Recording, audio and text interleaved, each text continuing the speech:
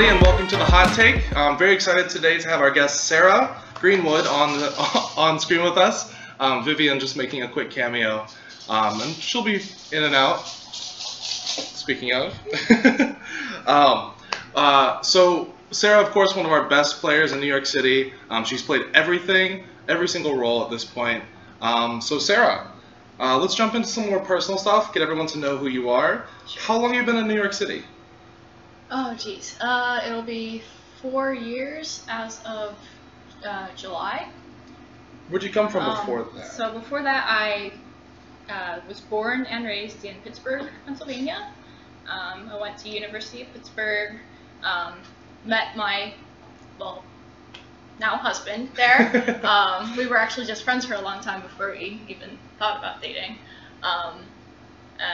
And then he was like, you know, I always wanted to live in New York City, and he had some friends here, and we just kind of took the plunge, yeah, almost 4 years ago. Well, how have you been liking it so far? Love it. There's just like everything at your fingertips. You can just like walk out the door and just go anywhere and do anything. I love that I found Killer Queen here, and that it's become such a big part of my life. Yeah. So one of the things that is more badass than your hair, of course, is your taste in music. Mutual followers of the Fall of Troy. I know you're also very into Anamanaguchi. Yes. Is there anything else that you're, what's on your playlist right now, Is there anything you're really... Oh, I'm like so bad at music lately. I kind of have fallen into the trap of just listening to the same music over and over again. So if anybody has some really awesome, cool new music, send it to me. Let's see, really into Fantagram lately. Oh yeah, they're really good. And so moving into the video game space, I know you're a huge fan of DDR. Yes. What's your whole story behind DDR? Honestly, sometimes I just listen to DDR music. Anyway, let's see. I first started playing DDR when I was, I don't know, teenager, mid-teenager. And it was like, holy shit, this is like really fun, and it's like also exercise. And yeah, I just played it at home mostly. Never really got into the arcade scene for DDR. In fact, I have a at-home mat right over here. So Brian and I play here at home, usually about twice a week lately. So yeah, it's fun. So what other video games are you into? I know you play a lot outside of Killer Queen. Before having my daughter Adalie, I was really into Overwatch. I wouldn't say really into it. I was casually into Overwatch. I was into it enough that I was like, sometimes ranking in the competitive seasons and that sort of thing. Yeah. Usually doing about mid-gold, nothing fancy. We've all been there. So you mentioned Adalie. Congratulations again. Thank you. On your daughter. When is she going to start queening? Oh, maybe in a couple years. So once she's old enough to stand up on, a little stool, then she'll, start learning how to queen. Yeah. Awesome. No. To be honest, she's actually going to start as Snail Rider, because that I think is the easiest role to become, good at. Then she'll move on to berry running. Then I don't know. We'll see how it goes from there. So you're not even sure she'll come out of the objective runner phase? That's not a vote of confidence right there. I guess I should say I don't know what role she's going to, love. Yeah, of course. And that's really important, finding the role you love to play. Yeah. Some people take it a little too far, and on that topic, some people love to play speed, but only on the ab spot. Is this acceptable, or is this frowned upon behavior? I can see the appeal in having that one character that you identify with. It's your character. So I understand that. At the same time, that's not how I am. I'm perfectly fine playing on either inner position. I'll even play on the outside position in casual fun games. Yeah. And so let's just. I played on an outside position at KQB. Yes, you did. You were playing Ledgeguard for us there. Mm-hmm. That was a really good tournament. And you've played really every role. You've played Ledge, you've played Speed, you've played Queen. I don't know if we've seen you run objectives. I don't know if you're just too good for that. I mean, I run objective in casual games. Yeah. Running berries on Dusk map is actually really fun. Yeah, it's one of my favorites. So, I guess since you have so much skill across the board, what do you think applies to at least all of the military roles? Just queen, slow warrior, speed warrior, various guards. You can zone no matter what your role is, even if you're a worker. You can zone. Yeah. You can create space for your team. Queen's trying to get a gate, and the enemy queen is following her. Place yourself in a position that makes it difficult for that queen to chase your queen. You can bump as a worker. The queen's, diving down to tag enemy queens, trying to tag your gate. Bump her out of the way as a worker. Yeah. Create space. Create space. So I guess since each character has different unique qualities, is there anything you can do with the queen's dive or the extra speed to make that zoning more effective? Ooh, absolutely. Especially on night map. It's so fast for a queen to just go down through the vertical wrap, go back to center gate. No other character or no other role can do that. For sure. So I'm going to move into some more general stuff. Which queen is the scariest, do you think? Ooh. Outside of New York. Outside of New York. Yeah, because we all know, you're used to the New York queens. None of us are scary anymore. Well. Probably Cody Fredrickson. Yeah. I don't know if I can really answer this question because I don't have a whole lot of experience playing against all the queens out there. Mm-hmm. I haven't really played in that many international or national tournaments. Not international again. Someday. Maybe. Yeah, someday. But of the big name queens out there that I have played against, I would say Cody. I remember at KQ20, taking shots on him that would work against 95% of other queens out there. And, nope. Yeah. Another queen that I'm actually quite fearful of is John Kay from Charlotte. He does some crazy drip stuff. So you come at him, and before you know it, he's like dripped into this 1 pixel higher than you position, and you're dead. Yeah. I have mad respect for his skill at that particular move. Yeah. No, he's really kind of an interesting technical player because of these very quick, like snap judgment plays on his part. And we talked a bit with him on our show about tapping. I know your tapping style is a bit different, and Bobby Hutter asked us to ask, do you still do this pulsar tap? I believe I do. Kind of lock the arm? So I use 3 fingers. I lock my elbow onto my right hip, and I tap like that. Just the other day, Brian was like, "What's that red spot?" And I'm like, "Oh yeah, that's from Killer Queen." Oh my gosh. I used to have that. It went away for some period of time, but it's back now. Well, I guess hip injuries are not typical in Killer Queen, but it's just a tiny little bruise. So yeah, I do still use the pulsar tap, even though I don't need to with the new lowered tap rate requirement.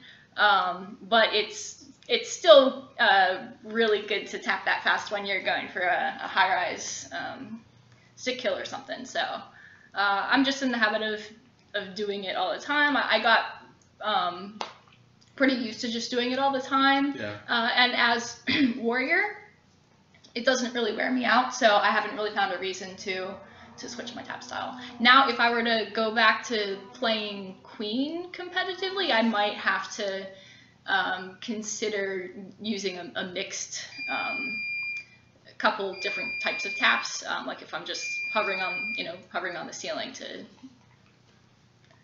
because yeah, it does wear me out.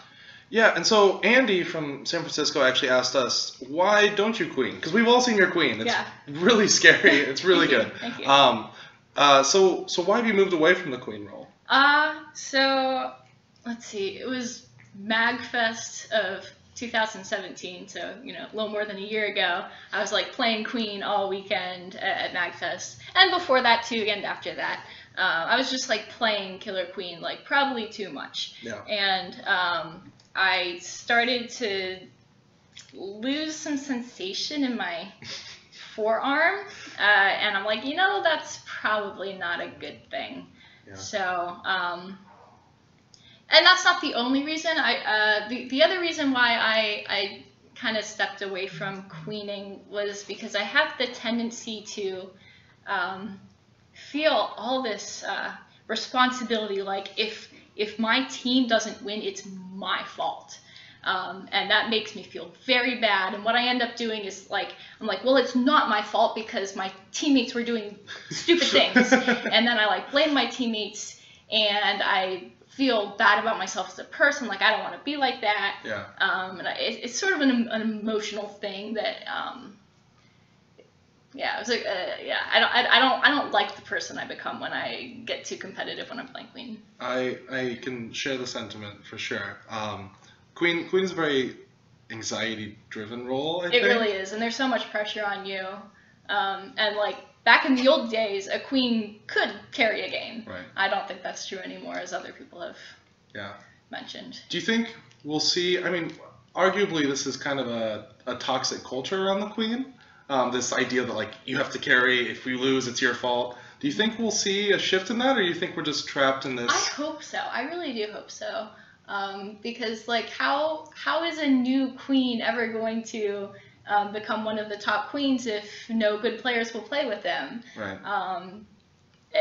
And I think that mentality puts us in that tight spot where like nobody can become a good queen. Because like, oh well, queen's the most powerful position. Nobody else, no strong warrior wants to play with the new queen. Yeah. I guess there are ways to counter that, to, you know, have like draft nights and cute and casual, you know. For sure. So if you're not gonna queen, you could do whatever you want outside of that. So why do you choose speed over vanilla? Because it's just so freaking fun. Yeah, it makes you feel super powerful. It is super powerful. Yeah. It's, some people would argue that Speed Warrior is more powerful than Queen. I'm not sure if I would say that. Sure. But you know, there's a very strong being able to go faster than other people in the map is insanely powerful. Being able to chase somebody down, go from the right side of somebody to the left side of somebody to close a column, really powerful. Yeah. So it just feels good. It just feels good. So you think that's what to blame with the new meta, with everyone just going speed all the time? Maybe. I mean, so because it feels good because it's powerful. Right. And so people becoming good at Speed Warrior, I think, is a good thing for the scene. It's forcing people to work as a team a little bit better, I think. Mm-hmm. Forcing queens to be a little bit more strategic in their movements. Yeah. So I'm going to go back to one of Bobby's questions. When you're coming out of a gate as a warrior, with or without speed, what are you looking for? You have these 2 seconds of invulnerability on the map where you can't even move. Mm-hmm. You've got the whole map to look at. What are you trying to pick out? So it depends whether it's the beginning of the game, and whether you're the first warrior out. So that's kind of the special case I would like to talk about. Yeah. So if it's the beginning of the game and you're the first warrior out, your #1 job is to stay alive. Your second most important job is to get your teammates out, especially your speed warrior. There's like very few things in Killer Queen that bother me more than a vanilla warrior that comes out at the beginning of the game, goes for a solo play, and dies immediately. Really grinds my gears. Yeah, for sure. Same here. If you're not in the beginning of the game and coming out maybe a speed warrior a little later on, you want to look at, first of all, how many of your teammates are up.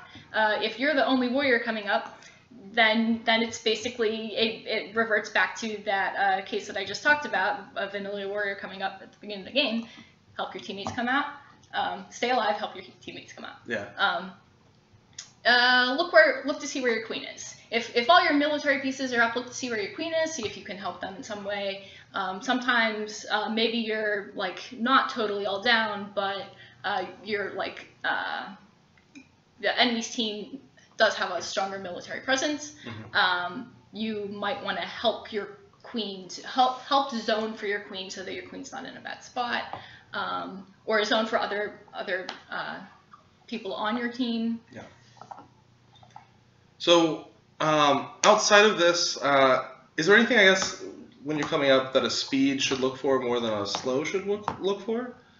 Or do most of these apply to both cases? A lot of these apply to both cases, but for Speed Warrior specifically, look to see where your queen is and look to see where enemy queen is.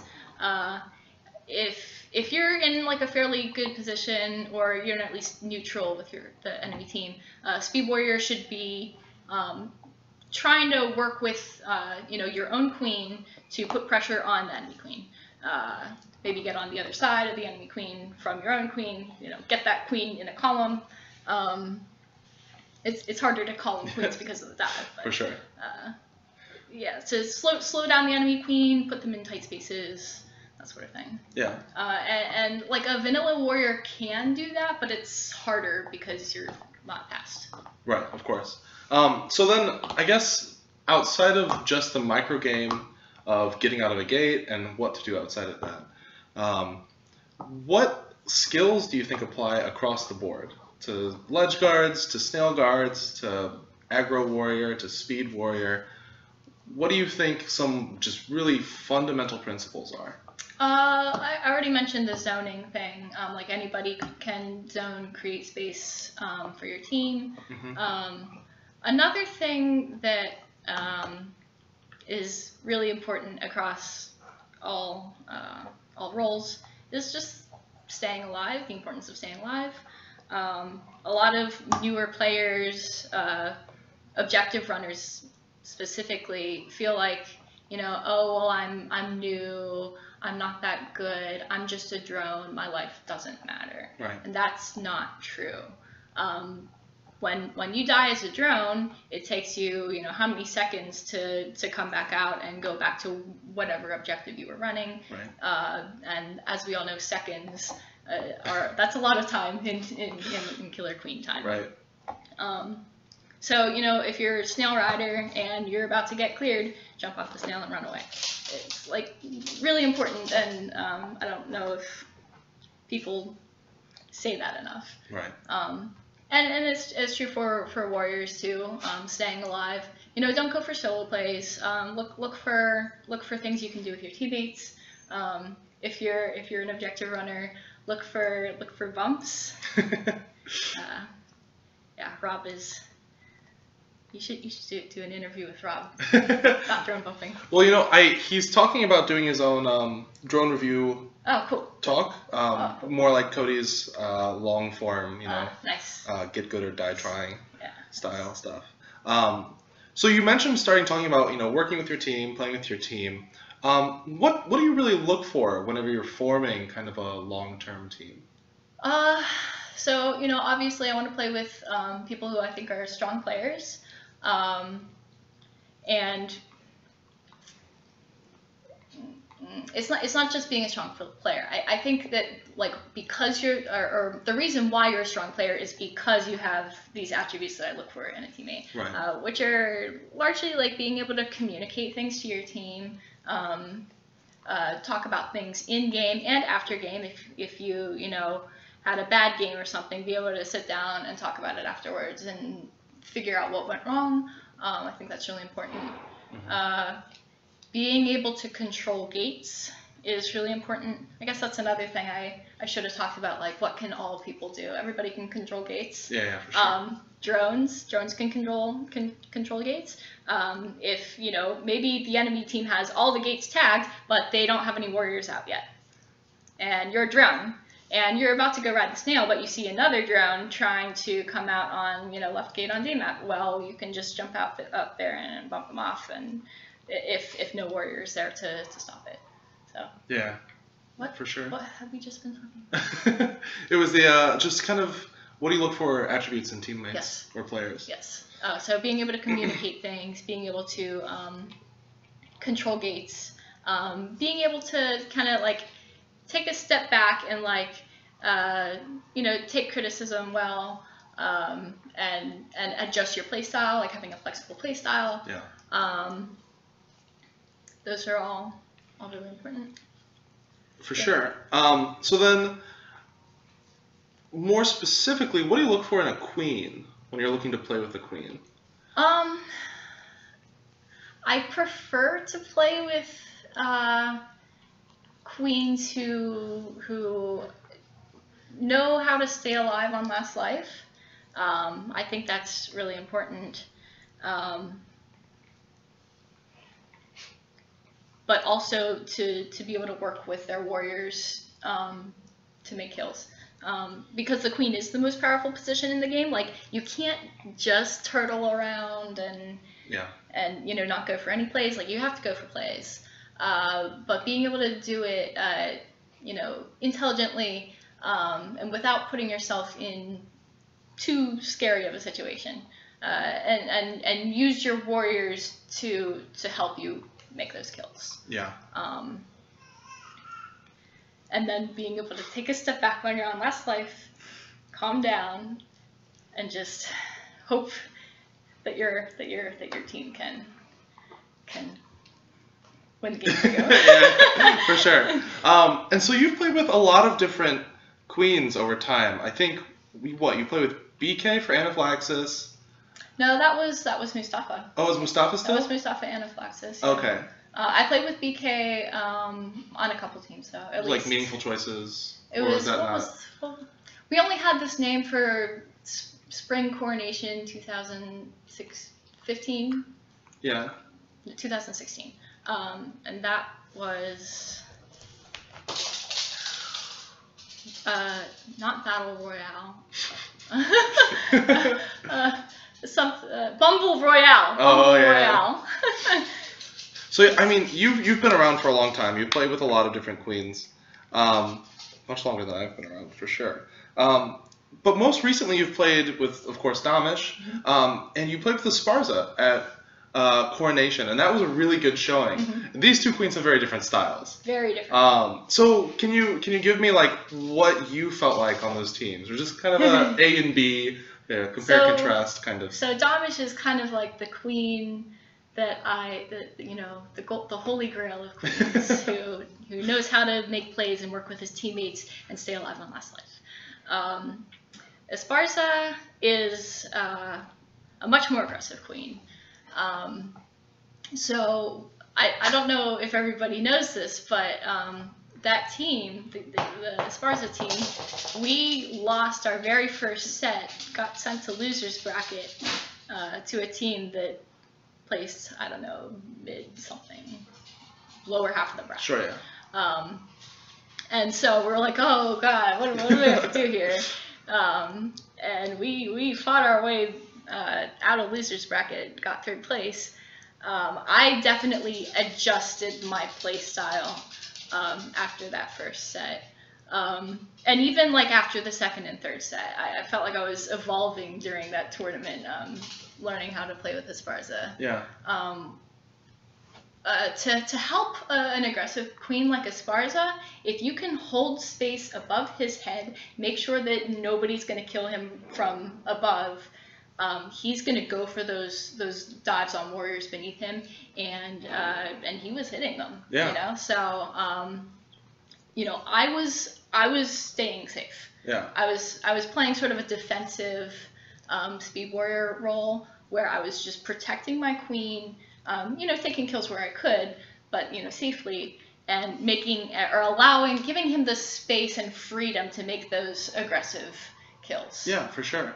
And I think there is certainly viability to like this other style. You mentioned Damish is kind of the holy grail, but it's not to say that there isn't room for like a zoning speed Absolutely, warrior yeah. and an aggressive queen. Mhm. Like you said, Yeah. she's the queen is one of the most powerful roles, maybe the most powerful in the whole game.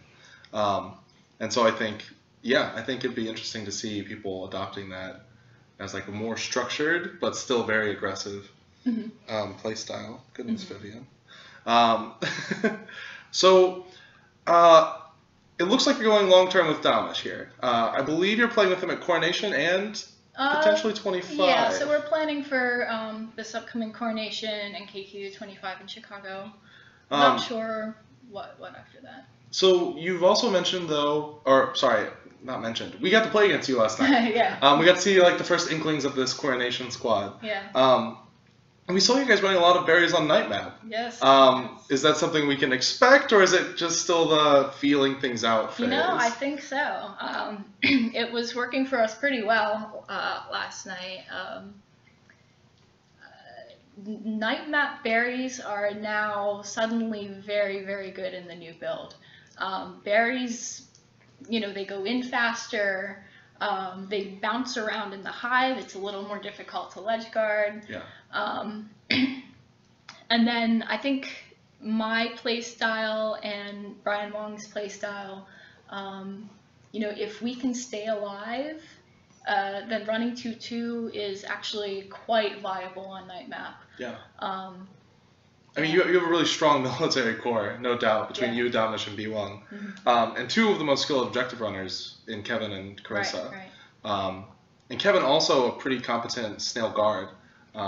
If they decide, you know, these berries aren't going in, that flexible switch is always an option for your team. So Yeah.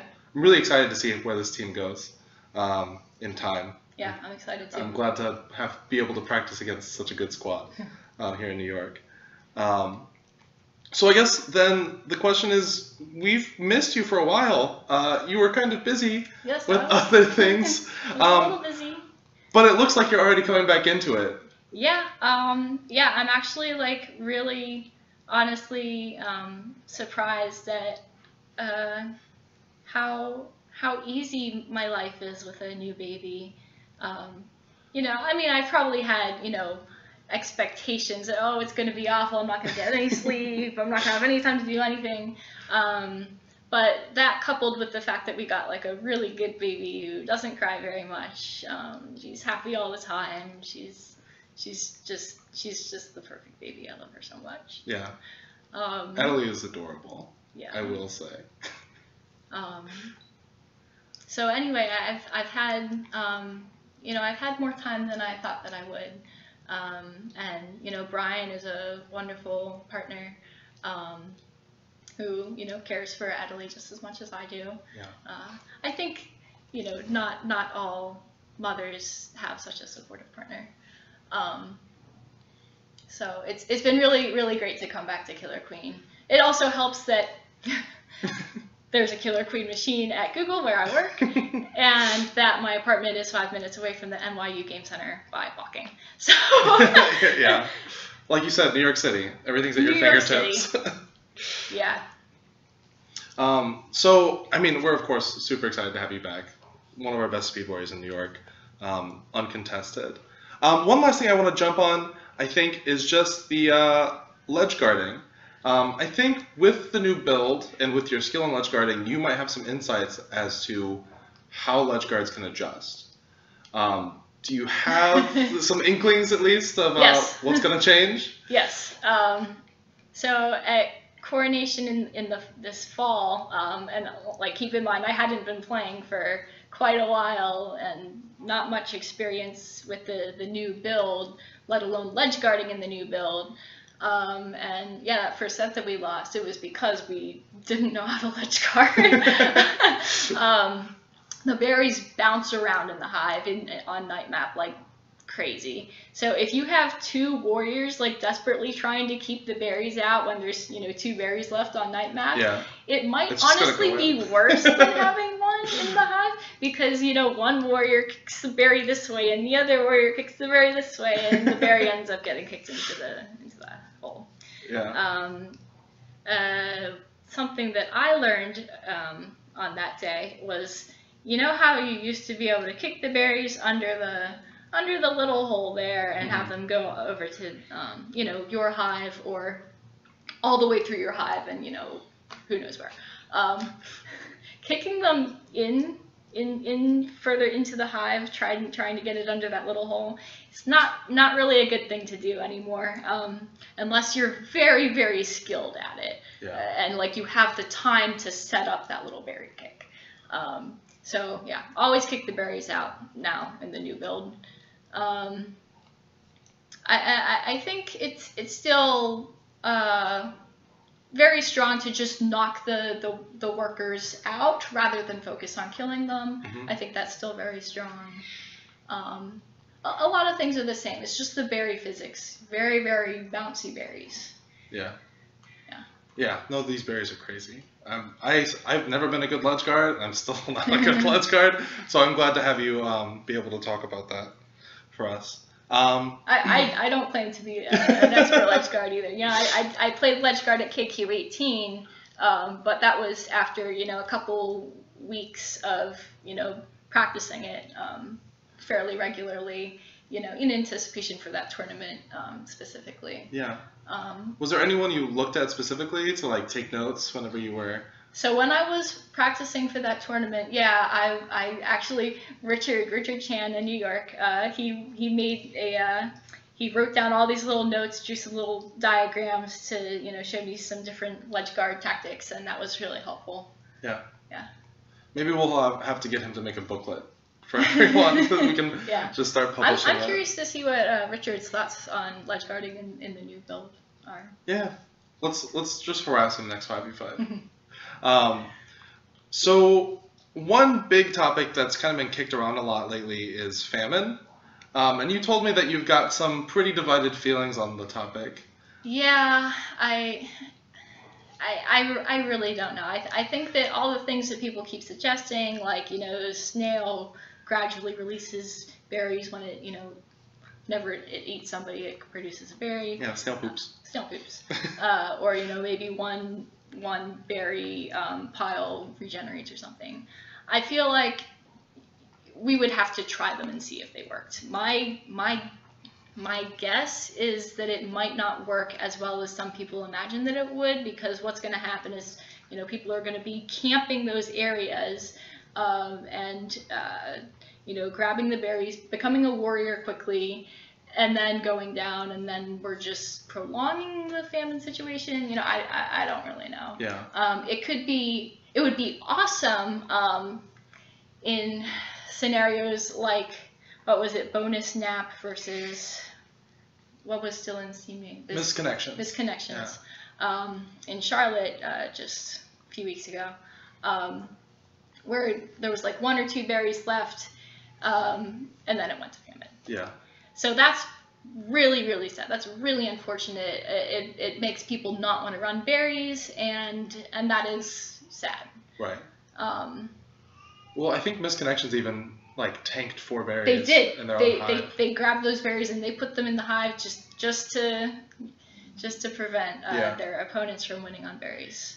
So, you know, I mean, I don't blame them for it. It's a smart move. Yeah, that's what you should do given the current game status. Yeah. But yeah, I would like to see that not be a thing that can happen. Yeah. So I think, was it maybe Paul Thomas who suggested that there's 1 berry pile that is only for running berries. Right. Like you can only put them in the hive.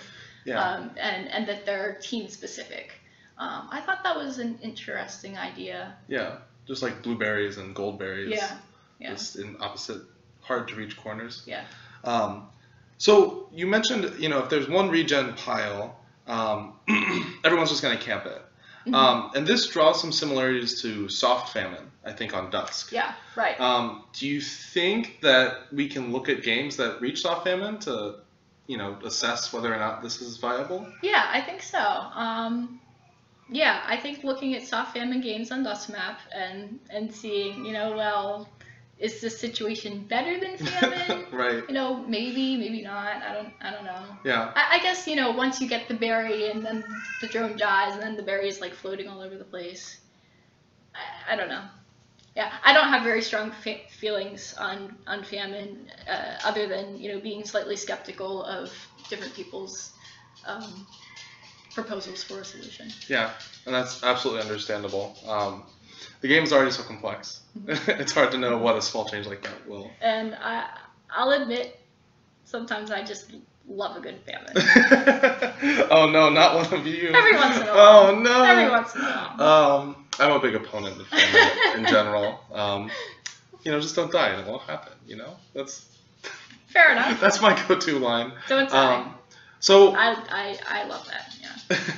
So what's your secret sauce? If there's anything that you haven't said or things that you do that you think people don't do enough. Value your life. Don't throw your life away. Don't go for solo plays. I mean, sometimes you can go for solo plays. Sure, yeah, but, of course. And SP Warrior, sometimes you have to. That's sometimes it's unfortunately just that's what you're supposed to do. Yeah. And that's okay. But yeah, don't. When you can look for things you can do with your teammate. Call out targets. This is something that I'm always telling any team that I'm on. Talk to me. Look at where I am. I'll look at where you are. Maybe Gold Checkers is hanging out here, and we can just go in and squeeze. Pinch him, pincer him, squeeze him. There's so many different terms There's for it. I too love many it. terms now. Yeah. And so with Killer Queen also being a social game, are there any words of wisdom you can share with managing the community or your relationships with different people? That's something I'm not very good with, honestly. There's the term scene mom. Sure. I'm not one of those. No. It's just my personality. I'm typically not very social. And actually, that's kind of why I like Killer Queen.